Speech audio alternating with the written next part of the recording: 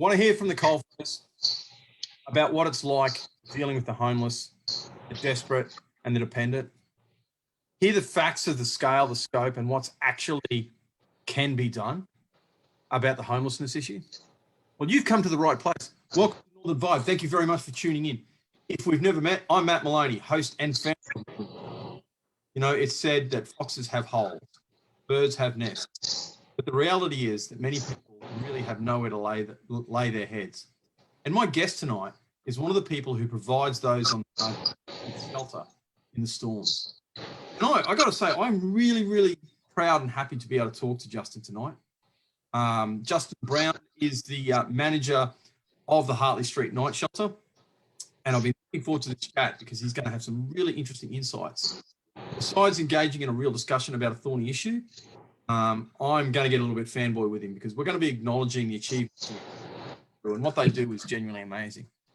Justin, great to have you here, mate. Thanks for coming on. Matt, thank you. Thank you for having me. No, mate. No, it's like I'm just genuinely really thrilled that you would come on board and have a chat with us. But mate, look, tell me about you. Well, my name is Justin Brown. My family, half of my family is from Yarrabah, the community across the water, they say, and my other half of my family is from PNG. Born and raised in Cairns. I have thousands of cousins, lots of uncles and aunties, like everyone else from Cairns. Yep.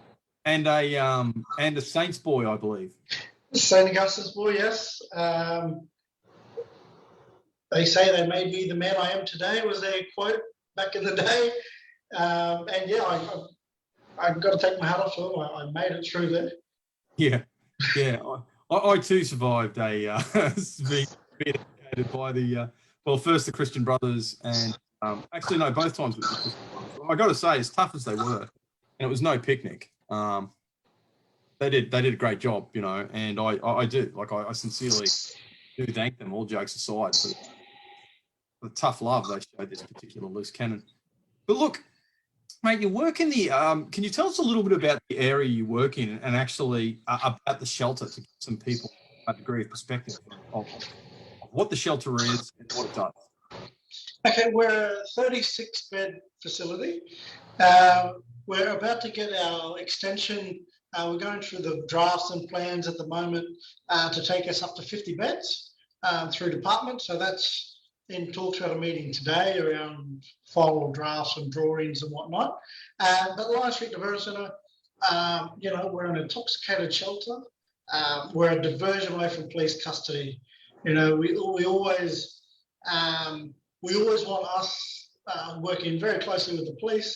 Let the police catch the bad guys and let us look after people with addictions and homelessness and a lot of other barriers that we have when we're engaging with clients that are using our service. I think the relationship we have now with the police, it's the best it's ever been. I've been here since 2006, and I can hand on my heart say that the police don't want another death in custody, just like I don't want another death in custody. No, and that's right. Look, the first thing I've got to say is, as you know, I'm just coming out of the Queensland Police Service, so I can tell you that the coppers sit around in the meal rooms of the mealroom stations, and they sit around and speak with admiration of what you and your staff do, and I mean that. And remembering just how cynical coppers are, the best articulation of it would be to tell a story. I was with this really cynical Connie. There's a chance he might listen. Actually, he might even recognise himself, but that's okay. And mate, we just done this job, and we'd been called there, and we saw your guy coming picking people up, and there was a little bit of argy-bargy, and you know, saw your guys doing the and girls doing the communication skills and getting people in there, and come on, you know, walking people in. And I saw this watching, and he said words to the effect of, I just never do that. Like, that's just what thing. And then he made the observation that you're kind of like, again, thinking like a cop, watch house keepers without powers. And, you know, there was this discussion about how we've seen you guys threatened, and, you know, you do get, it's dangerous. Like, you know, you got a degree of physical violence sort of stuff, and what you do is amazing. So, you know, let me tell you, you got the respect of the coppers. Don't worry about that.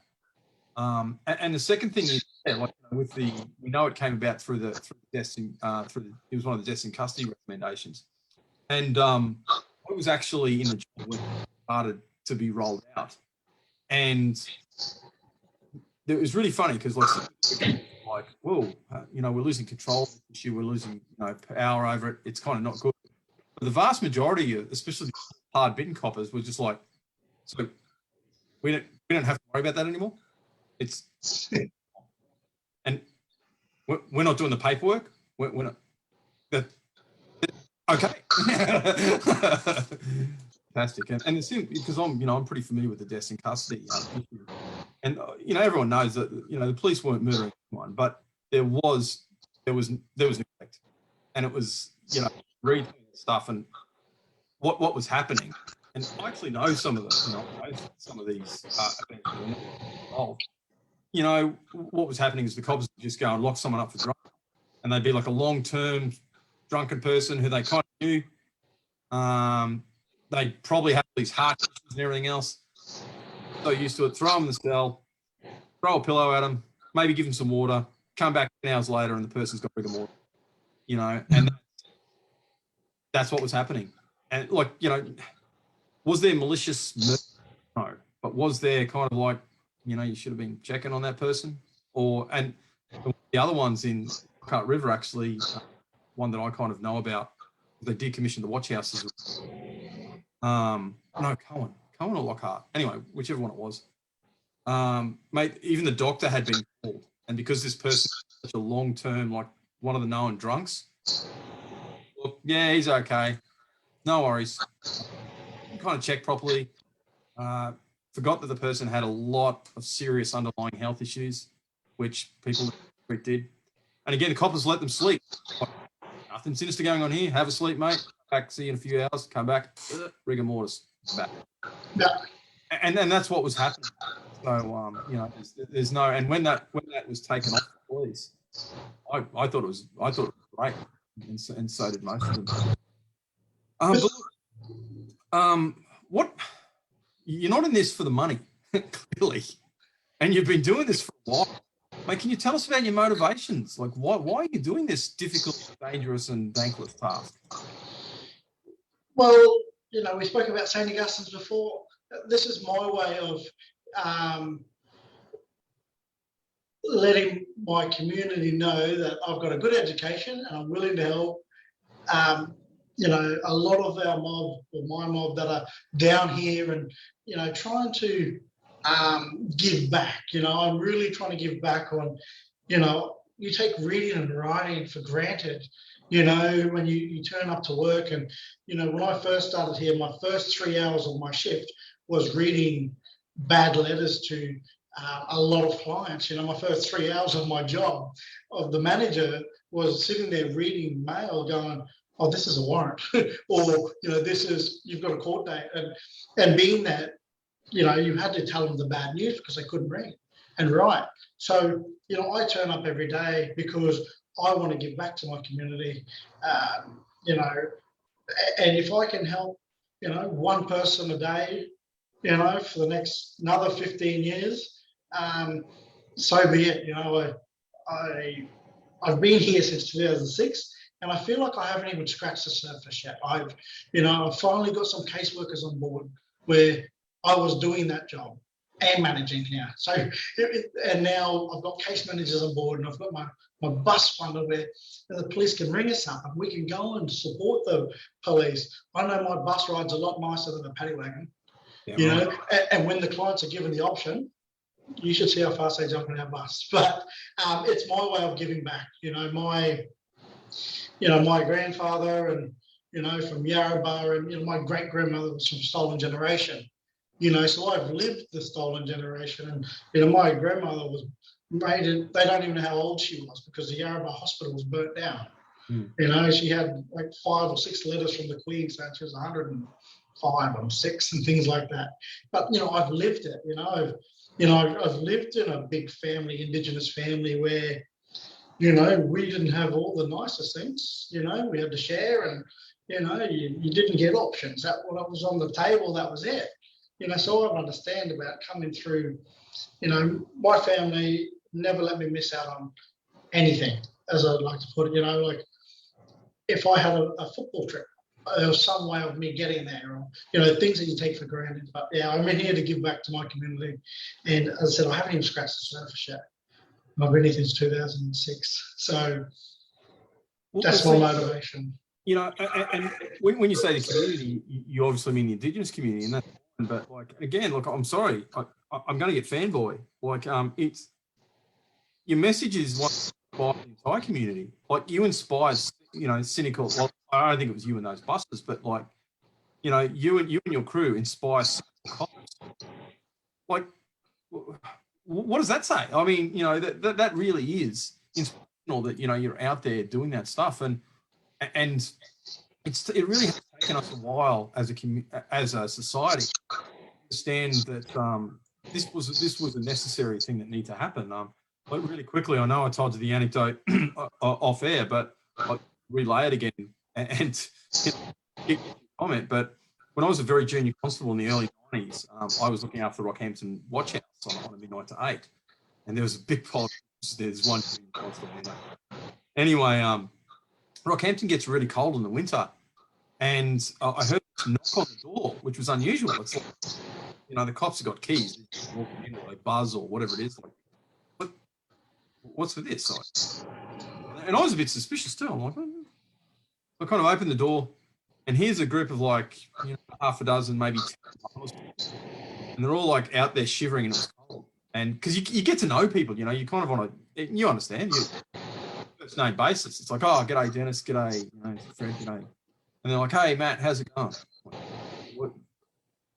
What are you doing here? And one of these guys looked up, and oh man, it's still kind of asking. I think about it. It's like, we're really cold. I'm like, oh yeah, can we come in? And I'm like, it's a watch house. It's no, like you got to come in here to be arrested, like. And you're not even on that, you're not drunk. And because normally the cops turn up to people, big pile of homeless people. Oh, we're not drunk in this car and stuff like that. Oh, we're drunk. Oh, no, we're drunk. We're proper drunk, Matt. No, you got to lock us up. And I'm sitting there and like, there's pretty big concerns about just letting people in. But I kind of like looked at him, and this one lady looked, she goes, please, Matt, it's cold. And I'm like, okay, but I had to charge them all, so I put them all through the books. Like I'm charged everyone. In they went, and I just let it go, warmed up a bit. God, they said, "Oh, can we go?" And I said, "Yeah, no problem." But the services weren't there. Like before, you guys were doing what you're doing, and they simply weren't there. There was no room at the inn. There wasn't anywhere for people, truly on the margins to go. Kind of like really, really necessary. Well, we get that a fair bit, at night time where, we're fully booked out by 7:30, 8 o'clock here. So my 5 o'clock bus run I did this morning, going around waking people up and things like that. We're not, I know everyone's name and, so it's very personal for me. And, I'm convinced they'll jump on the bus for a hot meal and a hot shower and, come on down, we'll see what we can do for you. And, the hardest thing for me was in this job is separating myself when it was like the weekend. Like I'd go into town with my family to go and have some dinner, and I have to sit at the back of a restaurant because they all want to come in and shake my hand. Where I've got to say, Justin, I need this on Monday. And yeah, I'll come see you on Monday. It's because I've lived in this town all my life. I want to help as many people as they put their hand up, because a lot of the times that if somebody's met me from the street, they've hit rock bottom.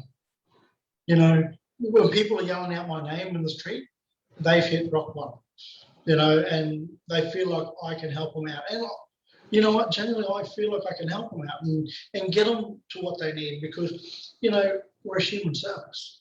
We've got the humanity in things that we do. And, from 2006 when I was starting here to now, there's a lot of judgmental people in the CBD while we're trying to help them with comments and racial comments, not just to the clients, but to myself and my staff. And I'm saying, well, hang on, mate. I'm trying to support this guy. You've never dealt with someone that's had an addiction. Don't judge a book by its cover. And then they're sort of taken back. And the comments like that, it's sort of changed now in Cairns, which is great, because that's what I want to do. I want to change the way people judge, because they're always going to judge. I just want to change and mold the way they're thinking twice about actually saying it out loud. Exactly. And look, before I hit you with a question, I got to say, Sonia has made an observation. It just goes to show how desperate people are, and she's also made an observation that's just come through about your character, that you're a rare soul, and that's true. I agree. Put him on, Sonia. Big g'day to Sophia and the other listeners as well. I know I've got a few other people on, so g'days to you all, and thank you very much for coming on Northern Vibe. I think about this a lot. Again, obviously being Catholic educated, I kind of think about it in a New Testament sense, where judge not, yes, lest ye be judged. You kind of got to judge as to whether or not something is good or bad. It's like, well, is this a good behavior, having an addiction? No, it's not. It's something we need to. There's a degree of judgment there where you've got to say, well, this is good, this is bad, this is something good.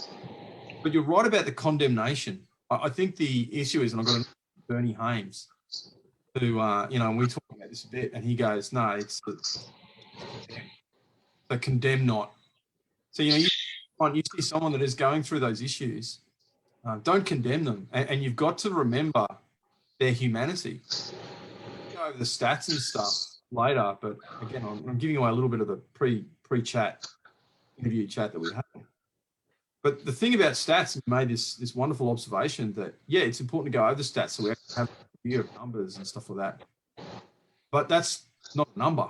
Exactly right. That's a human being, so everything is around stats and all the times that everyone wants stats on how we're progressing and things like that. And I always break it down to my staff that already know how busy we've been this last quarter. And when we talk about stats, people forget we're talking about human beings. They're human beings, Like I just pulled up a stat, last year, the last financial year, we had 966 different clients through my service. 966? Through my service last year. Wow. And we haven't even run the stats for this year yet. So when we talk stats, we're talking people, 966 people through my doors with chronic alcoholism, or could be ice. We're starting to double in a lot more people in ice, which is a bit harder to deal with because, from my community, ice has never been the choice of drug. But I'm seeing Indigenous guys that would never ever touch the stuff actually using now. And we're trying to get them off it. And, I'm trying to use everything in my powers to try and grab as much information and feed it out to them. So I'm trying to train my staff on the run, where Queensland Health would come on board and go, oh, Justin, here's some pamphlets. So I'm trying to speed up my staff's, working mechanisms when we're dealing with people from withdrawing and things like that. That's why we do our 15-minute checks for the first 4 hours they come in here. Because with chronic illnesses, we don't know, just like in the watch house. If we don't check on them every 15 minutes, we check their breathing because we don't want them up to death. Yeah. So for 15 minutes, for the first 4 hours, they're in our care, and then we do it every half an hour after that. But if someone's highly intoxicated, we'll do it 15 minutes every 15 minutes until they leave, until they get up, have something to eat, sober them up a little bit, and be on their way. Look, we know that you guys actually, that's so many raft of questions, but I'm going to go on to one that I think is particularly interested. you know, you and your staff do actually get threatened with, you know, physical violence, and I've also heard some of your staff too, the racial slurs that you up with earlier. You know, that's rubbish. But I've got to be honest, I've also heard some complimentary language used by clients, including some really racial stuff. Look, what do you guys? How do you handle that emotionally? Like, you know, I'd be interested to hear like what training you have around the physical side and de-escalation, because I know you guys are actually really good at it. I'm actually more interested in like that's got to hurt, and considering that you're not doing this for the pay, you know, you're doing this to help. How do you handle that? Like, you know, how do you handle that emotionally? Well, you know, we make it quite a big thing at Anglicare around, you know, we just had last week our updated trauma training. You know, we're understanding what people are going through. And you know what, people out of hurt and people that are scared, they escalate to violence because that's all they know. You know, they've been hurt or traumatized in some way, where at our staff meetings, we can get called every name under the sun. I get called a name every day, you know, and then that's not, I'm just going, okay, I'm sorry you feel like that, but how can I help you right now? Once I start breaking down those questions, and, you know, it goes from lashing out because that's all they know, defense, self-defense, and then they're starting to go, oh, well, Justin's actually going to help me, or one of the staff's going to help me. And then it starts going into a bit of a sorry, and then they start sobbing. So it's all this escalation that happens this much, where my staff have all this training here that we sort of narrow it down, and go, look, I'm really sorry, you know, and that's what they're saying. So with my staff, they understand they're going to turn up. As I said, they're not here for the pay. They get called every name under the sun. But I make sure that my staff, I'm on call 24/7. If my staff feel uncomfortable about anything, they just ring me, no matter what time of the night it is. You know, if there's a situation at the front end, they've called the police and the police haven't turned up within 20 minutes, they'll call me and I will turn up. There's a good chance I'll beat the police here. So they know that now, you know, so I only live up the road now. So when I beat the police here, the clients know my car and they know that it's serious now because Justin's turned up and it's 1 o'clock in the morning. And you can just feel it start. As soon as I turn up, my staff have a relief on their shoulders. I'll come in and have a chat with the clients. I'm not putting myself at any risk. I'm walking in going, hey, how can I help you right now? Why are you so upset? And once you start breaking that down, the clients just start, you know, it's about us trying to undo those layers of trauma that I'm trying to unpack in 10 minutes while they're trying to run through our front door until they turn up. Yeah. So it's about my staff knowing that when you turn up, you're going to get sworn at. We know that. They're intoxicated. It's part of the job. But I make sure that my staff, as soon as they drive out our gate, it's all left here. You know, everything's left here at work. You go home, you don't think about it. And if you do think about it, call me and we'll talk about it. And that's a way of an open door policy for my staff and my clients. Yeah. But yeah, we do get called all those names under the sun, and we talk about it at all our staff meetings, and everyone's like, well, that's just who they are. That's just such and such expressing how they're feeling. You know, but yeah, my staff shrug the shoulders, smile on the face, and provide our service towards them. Yeah. Look, that's got a couple of questions that have come up. I've got some questions, but there's some here from Sonia. She goes, look, you know, she's made the qualification. I don't want to come across as sexist, but like it's kind of dangerous staff. Like, what's the proportion? Yep. You know, male to female. Oh, here, yeah, sorry. 21 males and 15 female beds. It makes up our 36. So at night time, so I've got normally 3 males on and 2 females. So in a really busy period right now, there's 5 staff on deck. And then we have our monitoring shift that it's from midnight until 8 o'clock in the morning. There's 2 staff on because most of the clients are asleep. And then I have 5 o'clock staff that come on and do the bus runs. So there's staff here all the time, and we're all safety in numbers. Right. And mate, can you run through a normal day for either you or staff members or stuff like that?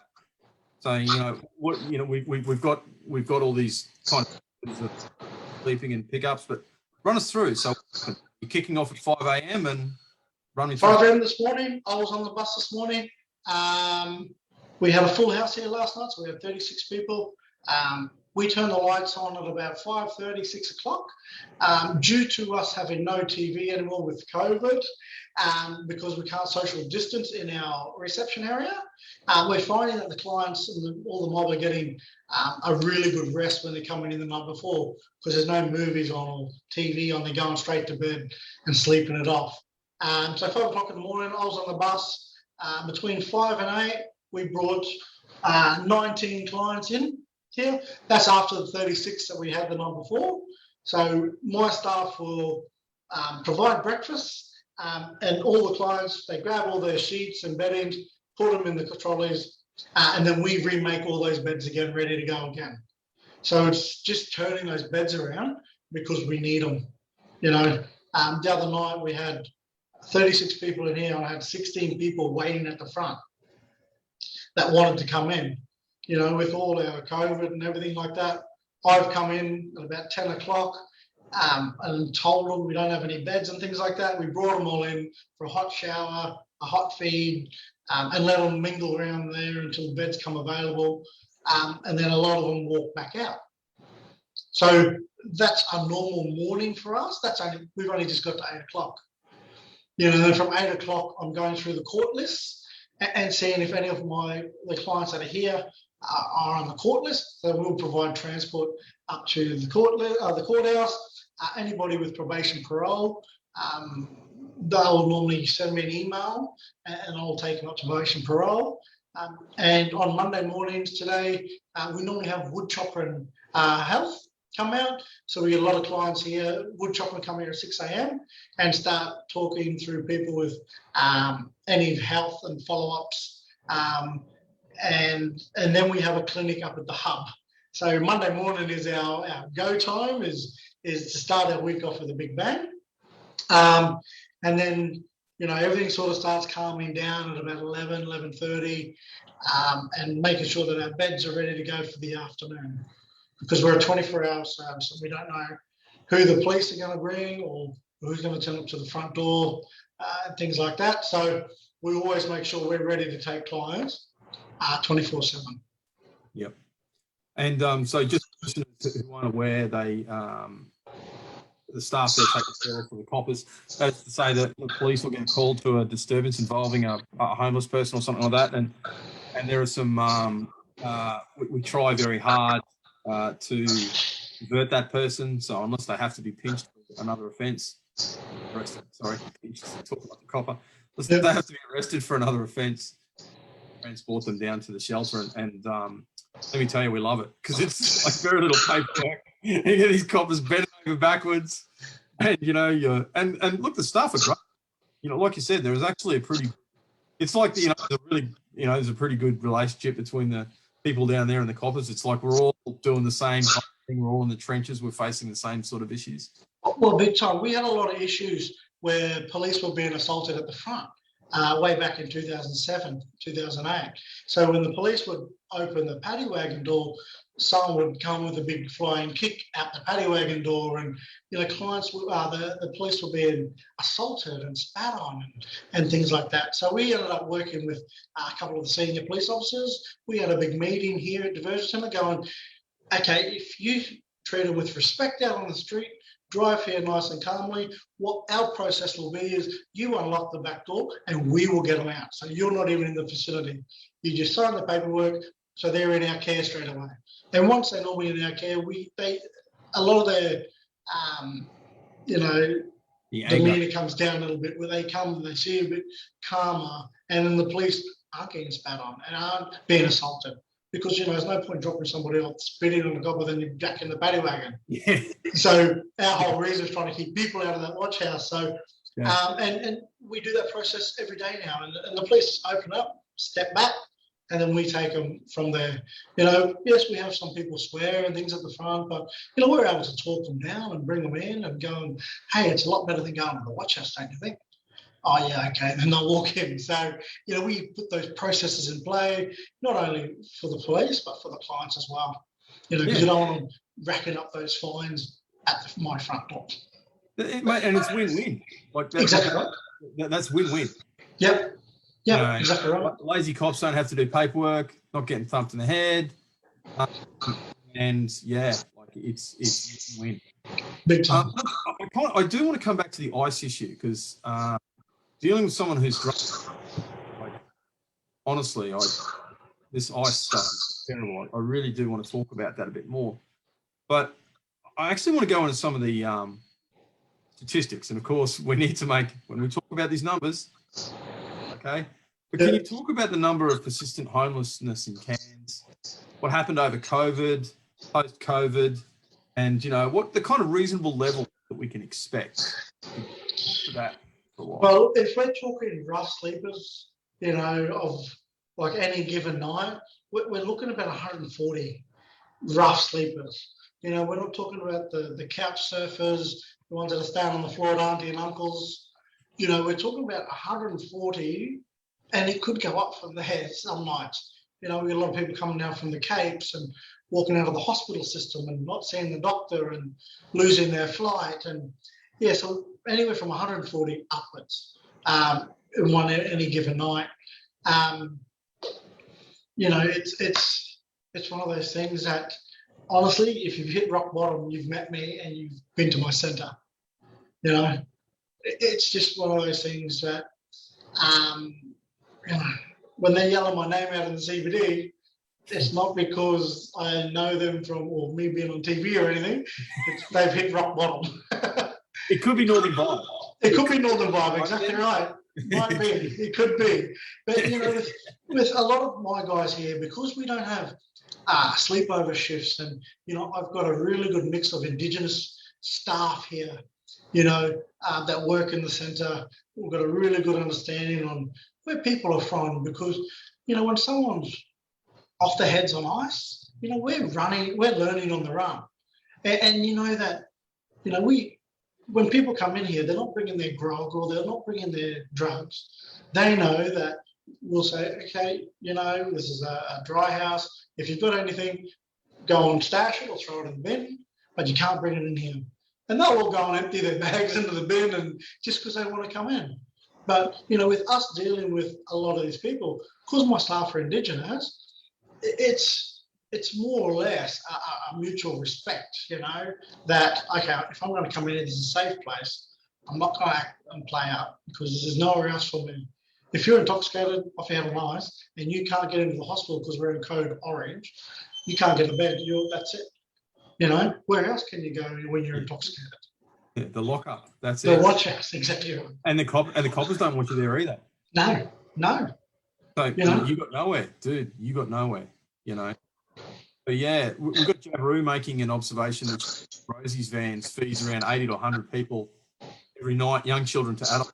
So yeah, the stats are concerning. But look, can you talk about what social issues impact on homelessness? So there's kind of like, I suppose you call the structural impact on that, and then I'd like to move on to personal issues. Yeah, well, a lot of our people here from the Cape community, when they put in all the restrictions of making the communities dry, well, they all come to Cairns. They didn't put in a place up there where they could go and hang out, like a rehab or anything like that. They just sort of cut it off, and all the people that had drinking problems and issues, well, we're all seeing it down here in Cairns. You've just got to drive past the Good Guys or Bendigo Bank where there's 30 Arakoon people drinking and socialising and fighting some of the days, and it is quite scary and things like that for other people outside looking in. But for us, that's our job. That's our people. That's our whole way of trying to change people's perception of, why are they here? Why don't they go home? Well, there's nothing up there. There's nothing up there for chronic alcoholics. A lot of them just can't go up there. A lot of them go to jail, come out of jail, not allowed back in the community. So then it adds down here. So, when we talk about the stats of Cairns being so big, it's because Cairns allows for the whole Cape. It's not just Cairns, it's the whole Cape. So that's why our numbers are up through the roof for a lot of our services. Wow. Okay. The personal, issues that impact. What's going on in the in the lives of people? Well, a lot of our guys that we're dealing with, it's about loss from the land. I think they've come down here. They the family rejection. Trying to fit in. Being sober means all these bad memories are flowing back. So that's why we see a lot of people on the street with mental health issues, undiagnosed and diagnosed, because being sober is something they're not used to. And if I'm sober, that means I've got bad visions and bad pasts that I regret. So then that's why they drink so much, to fit in with family, and they drink so much. And, they say the real you comes out when you're drinking. I don't think that's true.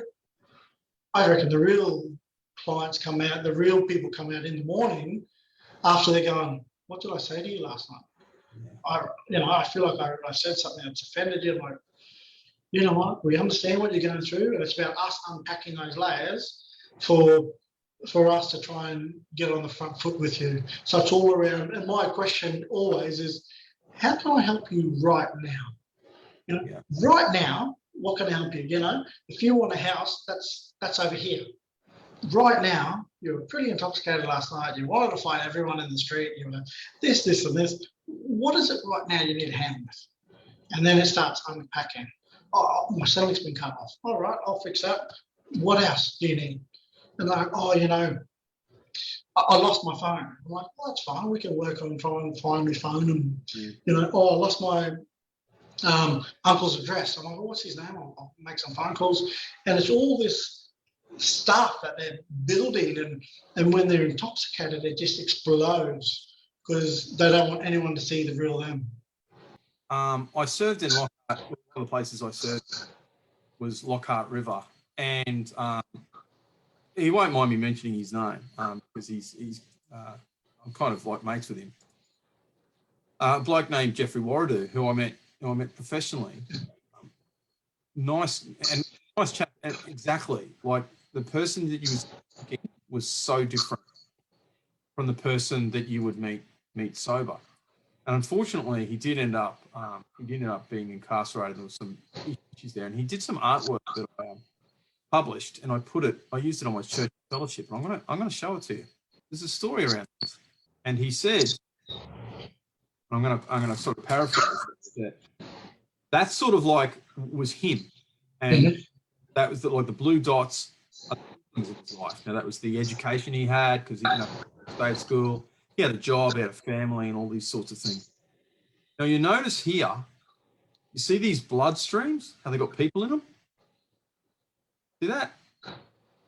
So that's all the different personalities, the bad personalities that were going on there. And here are some of the bad spirits that were leaning over him. And here's the arrows of recrimination that was stabbing into him. And yeah, he would hear voices. Actually, I'm going to go right now. So this is what Jeff cover art story. What the painting represents is himself, but it also represents everybody. The painting is when he was in the mental health, and that was as a result of his drug and alcohol use. The spots were his good life, how he's educated, as I said, good life. The veins represent the bloodlines that run through the human body. The people in the veins are the voices, the personalities, different in his head. And whenever he started thinking about good things, they would laugh at him. So he would drink and take alcohol and stuff like that and drugs to stop hearing those voices and numb the pain. Imagine that. All the time in your head, And when he would think or say that his life had meaning, value, or point, he would feel the power of these voices in his head all the time.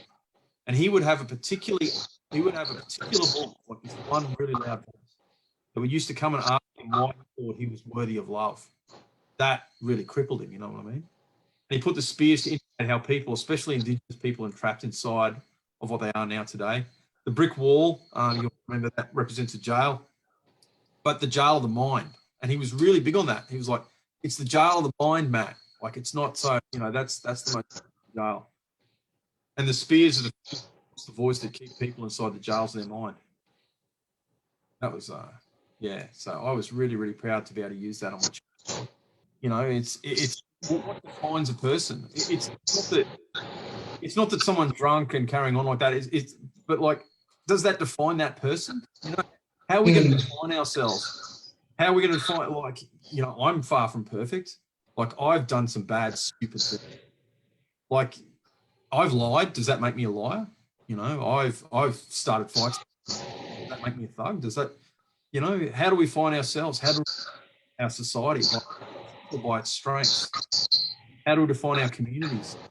It's a really good point you raised with that, eh? I just validate that. If you look at a lot of Indigenous art, Matt, it's some of the most inspiring art that you'll ever come across, because it's subtle, but until you see the story that you've just told us, there's always something holding them back.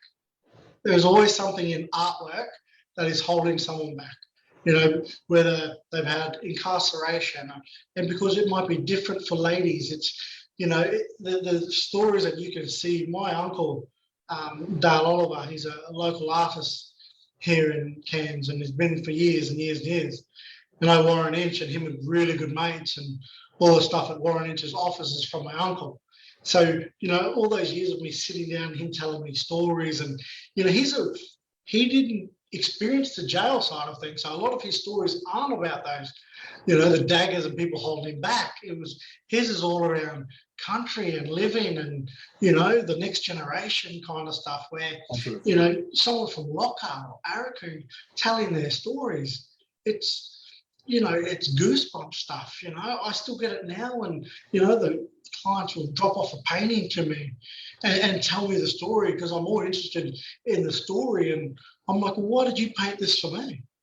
And I'm like, that guy in the middle there, that's you. And he goes, this guy over here that's turned into a dog, that's what I feel like, at this time when I was painting this. But then they show all those paintings, because there is a cycle. They might start getting ahead, something will happen, into jail. So it's that real vicious cycle of starting to get ahead, do one stupid thing, into lockup. And I see it today with a lot of my clients coming through here. We had a guy we'd housed. 3 days later, had a warrant. He was up it took me a year to get this guy housed.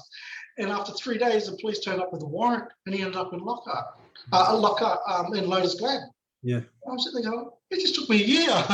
And now, do you know how long that took me? And now he's out.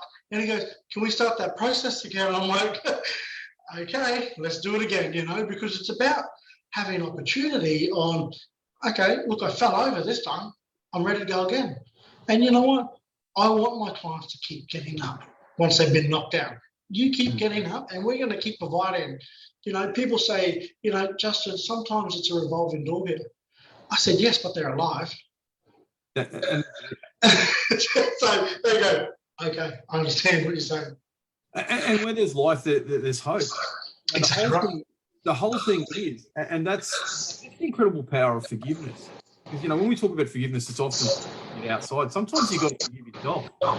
Like, I know a lot of people, obviously, from our job, especially in those sorts of things, genuinely loathe themselves. Like, they hate themselves. And a lot of the reasons they're doing that stuff is not just to numb the pain. They actually want to punish themselves. They want to like, not so much slash their wrist and stuff like that, but, there's just punish themselves because they really, really loathe themselves. Find that little space, one little space where maybe, just maybe, you'll stop hating yourself. You'll stop defining yourself that way. You'll forgive yourself. You'll allow yourself to be forgiven by others. And, because, there's always these circular things. Like, all of these people, it's not this simplistic, someone is just a perpetrator. It's like, yeah, you're a perpetrator, but you've probably been victimized too. Yeah, exactly right. Like when I was in juvenile aid bureau, I used to be, I was a sex abuse investigator for a little while, and almost all of the offenders, previous victims, like the population was huge. And there's only one way of getting out of that. You got to forgive yourself. You got to forgive the person who victimized you. Not allow yourself to be defined by that thing that happened to you. That's Yeah, big time. We get it here all the time. You're not defined by something happened 30 years ago. Yeah. You're defined by getting up every day, and we're walking beside you. And every time someone falls over, I shrug my shoulders and go, okay, what can we do differently now? Because I can tell them everything that they need to do, but if it doesn't come from them, Matt, if it's not their plan, it's nothing. It's their life. Yeah. So I normally try and say, what do you want to do? And they'll say, I think I've been drinking a bit too much lately. I think I might need to stint in rehab. Really? Is that what you want me to do? Would you like me to make that call? So their life they're taking control of, and all I'm doing is massaging that effort going, right, well, here we go. If you want to go to rehab, what we'll do is we'll ring up, do the referral. While you're over there, we'll put a housing application in. So when you get out of rehab, you're not back at the Bertrand. You'll either move it into your own place, or we got you at a Q-step, our sober centre, and then we go from there. Mm. And I always say, are you sure that's what you want to do?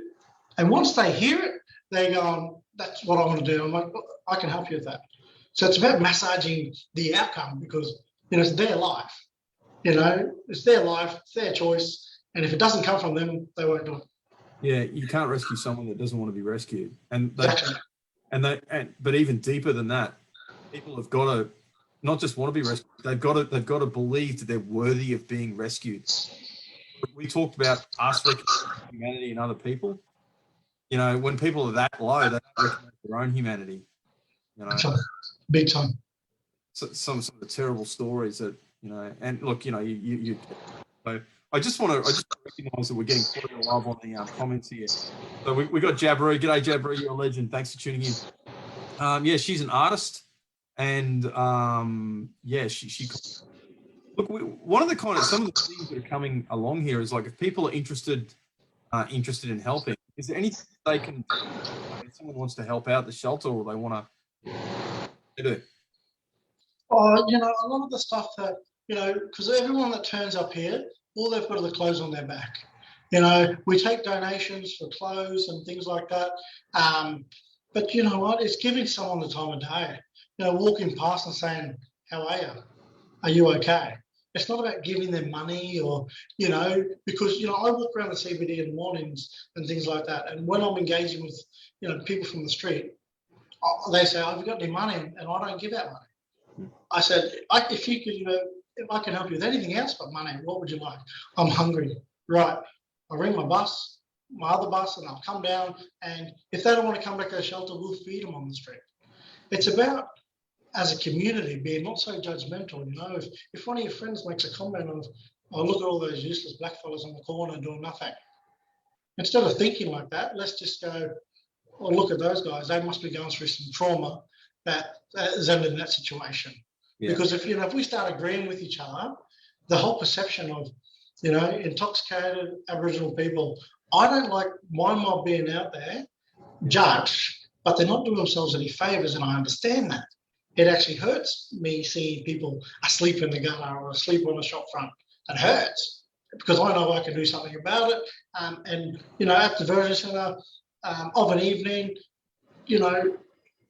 we go and pick up people. If you're out having dinner, there's someone face down in the gutter, please give us a call, ring the police, because the police, we use the police as a team. We're a team. So if you ring the police on somebody, they're not going to lock them up in the watch house. They're going to bring them to us. And that's what I want people to understand. Don't be afraid to call the police.